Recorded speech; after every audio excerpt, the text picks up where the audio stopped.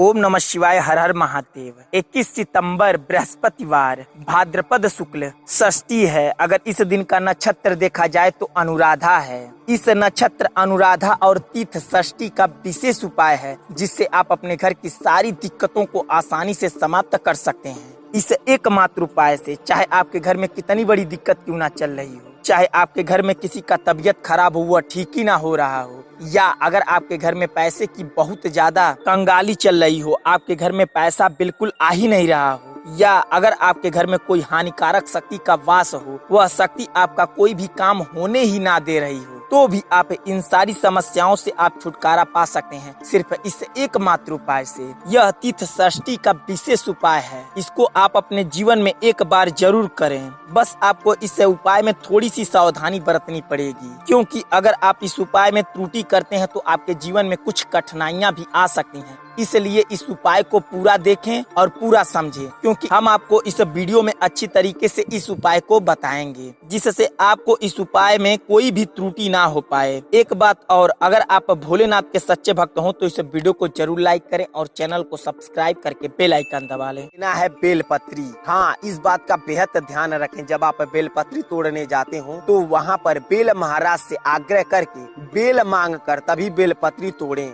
आपको कम से कम 3 बेलपत्री लेना है और आपको थोड़ा सा शहद लेना है और आपको चंदन ले लेना है। इन सारी सामग्रियों के साथ साथ आपको 1 लोटा जल ले लेना है। यह सारा सब कुछ लेकर आप चले जाएं शिव मंदिर पर। हाँ, आप जब शिव मंदिर पर जाएं तो सबसे पहले घंटी को बजाकर आपको हर हर महादेव का एक बार नारा मन में या पूरा जयकारा की तरह लगा लेना है। अब आप जब शिव मंदिर पर चले जाएं, शिवलिंग के सामने बैठ रहे हो, तो इस बात का बेहद ध्यान रखना है कि आपका मुख बिल्कुल उत्तर और पूरब के बीचों बीच होना चाहिए। उत्तर और पूरब के बीचों बीच आपको बैठना है। कई भाई बंधु कमेंट बॉक्स में पूछते हैं कि महाराज जी, हमारे मंदिर पर इस तरफ बैठने की जगह नहीं है, तो आपको इस बात का बेहद ध्यान रखना है। आप पूरब की दिशा की ओर मुंह करके बैठ सके हैं। यह बात आपको बता दें, जब शिव मंदिर बनाया जाता है तो इस दिशा का ध्यान में रख कर ही शिव मंदिर बनाया जाता है, ताकि कोई भी भक्त आकर यहाँ पर अच्छी तरीके से अपना पूजा पाठ कर ले। जब आप शिवलिंग के सामने बैठ जाएं तो आपको सबसे पहले, हाँ, एक बात और आपको बता दें, अपने साथ आम का या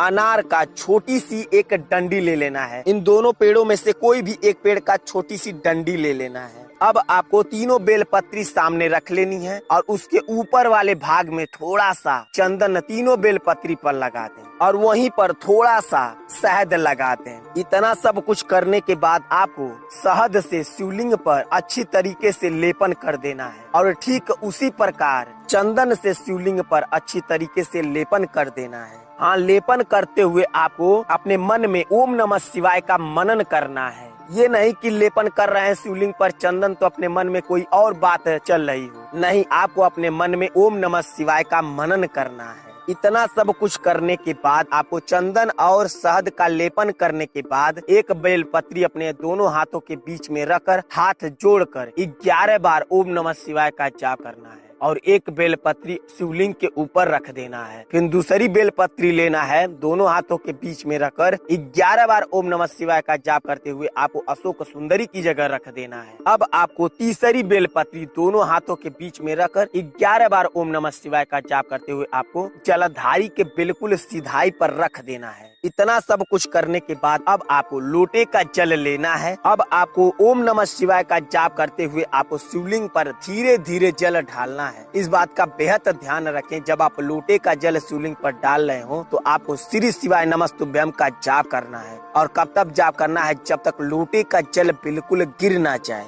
जब आप लोटे का जल बिल्कुल डाल लें, वहीं पर शिवलिंग के सामने लोटा उल्टा करके आंख बंद करके आपकी जो इच्छा है, जो कोई भी काम अटका पड़ा हो, जो कोई भी परेशानी चल रहा हो, अपने मन में एक बार दोहरा लें और भोलेनाथ से आग्रह कर लें कि हमारा यह काम हो जाए। अब आपको अंत में गाय का दूध और लाई लेना है। सर्पकुंडेश्वर का नाम लेते हुए आपको आधा दूध और लाई चढ़ा देना है शिवलिंग के ऊपर। कम से कम आपको सर्पकुंडेश्वर का नाम 3 बार लेना है। लाई और दूध चढ़ाते हुए आपको आधा लाई दूध बचा लेना है। अब आपको जो वहाँ पर आप जलधारी के बिल्कुल सीधाई पर जो बेलपत्री रखे हैं उसे आप उठा लें उसे आप लेकर चले आए नंदी जी के पास। वह बेलपत्री उनके सिर पर छुआकर उनके सामने रख दें। अब आपकी जो इच्छा है, जो मनोकामना है, नंदी जी के कान में कह देना है। हाँ, इस बात का बेहद ध्यान दें कि नंदी जी के कान में कैसे कहना है। पहले आपको ओम नमः शिवाय का जाप करते हुए अपनी मनोकामना, अपनी इच्छा कह देनी है